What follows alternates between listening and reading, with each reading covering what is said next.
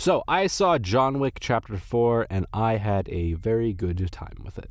Opened in theaters a few weeks ago and just such appraisal from both critics and just audience, right? I think it's like 94 at the time recording this on Rotten Tomatoes, which Rotten Tomatoes isn't the greatest place to be getting movie reviews from, but it's a pretty common one that most people look to. But yeah, John Wick Chapter 4 follows the story of the past 3 installments, and it was very good. Spoilers. John Wick, he's back, taking on the high table. Keanu Reeves, he reprises his role as John Wick. But this movie felt particularly bad with the idea of Keanu speaking. Reeves has never been the Shakespeare of speaking, if you will. But in this film, everything is disjointed. Everything is this like Christopher Nolan's Batman-esque voice. It's just, he's done it in the past, but this film specifically felt so bad with the dialogue. But yeah, there was just like, let's do it. Or something like that. That's whatever. You get the idea where it's just this like gravelly one word at a time. I kind of took it out a little bit, but his action, his stunts, those, very good. Very good.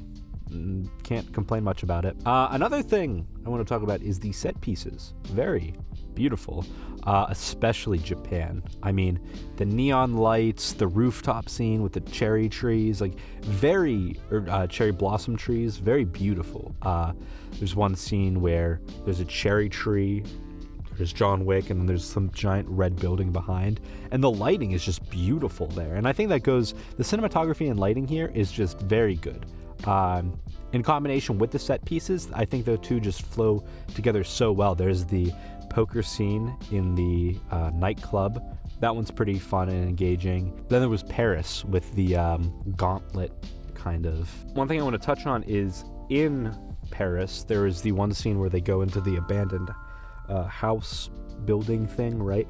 And it's very uniquely shot, where they take the camera from eye level up to a bird's eye view, right? And so you're watching what's happening from an overhead thing. It reminds me of old like Metal Gear Solid, where you're controlling characters from a top down as a shooter. Yeah. I thought that was a very unique way of showing it. Fighting, again, very good in this film. The choreography just very seamless. One issue I do have with it, however, is there's a few times, and it happens in the past too with the other movies, but there's a few times where it's just unimaginable how he's winning some of these fights, John Wick. If you want to look at like Japan, right?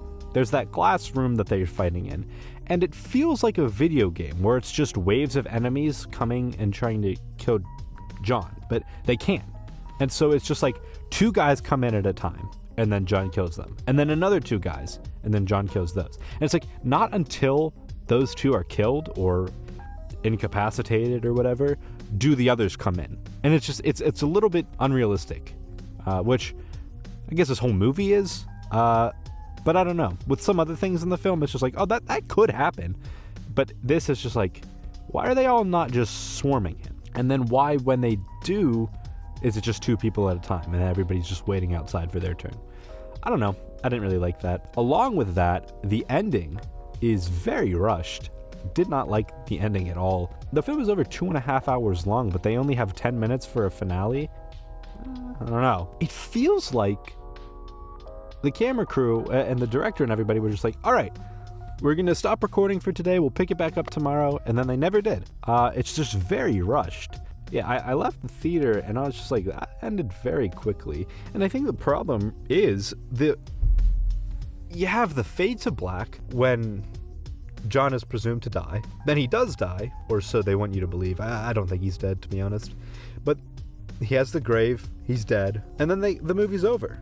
Like, they have this 30 to 45 minute gauntlet scene where it's just like, oh, he's going to different places, right? There's the 3 different places that he's going to. And after that, there's just like, oh, here comes the final standoff. Okay, you got shot. Oh well, fade to black. We'll come back up. Funeral. And it's I don't know. I think it was extremely rushed. It gave no... Like, the pacing for that was extremely quick, which seems to be an issue I haven't encountered frequently. Just really quick movie. Everything else seems to be very slow these days. But yeah, this was extremely quick for a finale. I didn't like that at all. It definitely relies on you seeing the previous installments, which makes sense. I took my girlfriend to see it, and she had a fun time, I guess, but she kind of got bored. Because there's a lot of names, there's a lot of people. If you don't follow or know the complete story like extensively, then it's very complicated and a little bit convoluted to like dive into the fourth one. I think I had a good time with it. I had fun watching it. I'm going to give it an 8 out of 10. Thanks for watching. Hope you enjoyed. Like, comment, subscribe, everything. Trying to get to 1,000 by the end of the year would be very nice. The support means everything, but yeah, so keep clicking the subscribe button. Everybody, all of you. Anyway, thanks for watching, subscribing. See you guys next week. Peace.